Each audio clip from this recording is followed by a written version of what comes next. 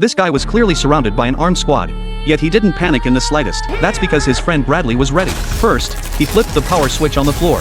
Then pulled out a toy water gun. As the armed squad stepped into the electrified zone, Bradley sprayed water at them, knocking the guards to the ground instantly. Bradley then quickly opened the basement passageway, but just as they were about to escape, a hunter suddenly appeared. Without a word, he stabbed Bradley through the body. Ben immediately grappled with the attacker. The next second, the hunter's phone rang. It turned out the boss, in an effort to boost the show's ratings, had ordered Ben to take out the hunter. But Ben had no intention of killing an innocent man. In the end, he smashed the live broadcast camera, so they hopped into an SUV, thinking they could escape this dangerous place. But soon, the hunter caught up to them from behind. Bradley begged Ben to let him go, since he was greatly wounded and just a burden. But Ben was no ungrateful man. Even if it meant his own death, he would never abandon Bradley. The next second, Bradley was shot. Ben could no longer contain his rage, and executed a sharp drift. Before, he had been fighting to save his daughter's life.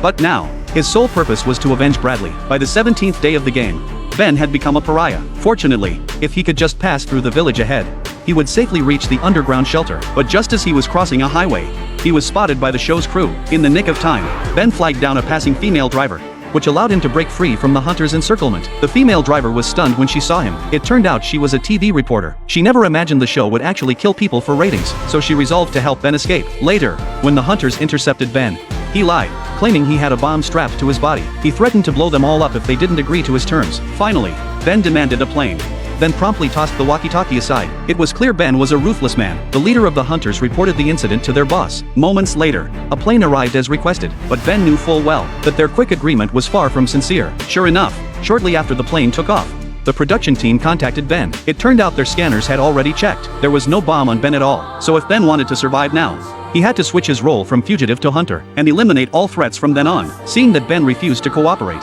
they had no choice but to play a video. It turned out that Ben had previously killed a hunter in an explosion.